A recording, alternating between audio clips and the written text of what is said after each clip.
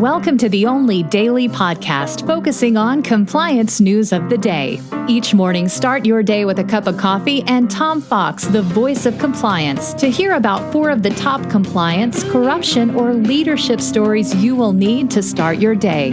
The Daily Compliance News is a production of the Compliance Podcast Network. August 19, 2020, the Just Kiddin' edition.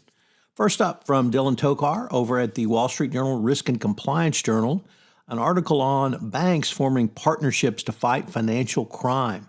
Banks have teamed up with governments in nearly 20 countries to more directly share real-time information on suspicious activity.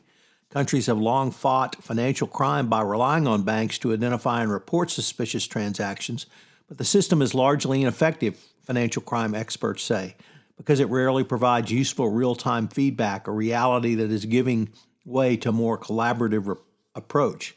Over the past 5 years, governments and financial sectors have been teaming up to create information-sharing partnerships that facilitate a two-way dialogue on suspected financial crimes. When the parties can share information on specific cases or types of potential criminal activity they're seeing, rather the thinking goes, the industry can more effectively screen for suspicious activities. A new survey shows the partnerships have produced some promising early results, and compliance officers say it could lead a shift away from the current tick box paper program compliance programs.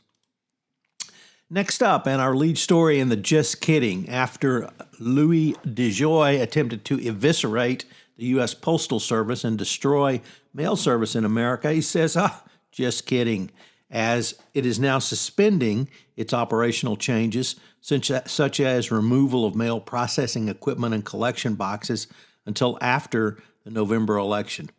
In literally one of the absolute most inane PR moves by the inane Trump administration, they didn't realize that Social Security checks are delivered via the mail, prescriptions of VA drugs for veterans are delivered via the mail, as well as a host of small businesses' sales products are delivered via the mail.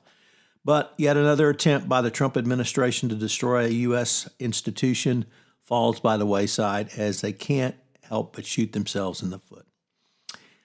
From the New York Times, an interesting article that a former chief executive chief of staff to the CEO of the NRA, Wayne LaPierre, is writing a tell-all book who claims the NRA is rife with fraud and corruption, and he calls Mr. LaPierre evil circus.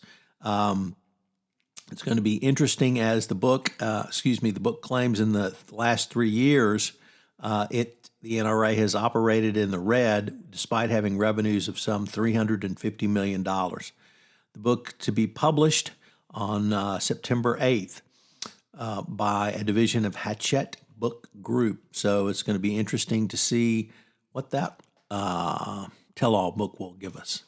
And then finally, for those of you who do not think CEOs have been working hard enough during the pandemic to continue to eviscerate workers, well, average CEO pay now $21.3 million. Yes, that's right. Chief executives of the U.S. top 350 countries now average over $21 million in annual compensation. That's a 320-to-1 ratio of their workers. Who said capitalism isn't good for the masses? The Daily Compliance News is a production of the Compliance Podcast Network and a proud member of C-Suite Radio. Thanks so much for listening. I hope you'll join me again tomorrow.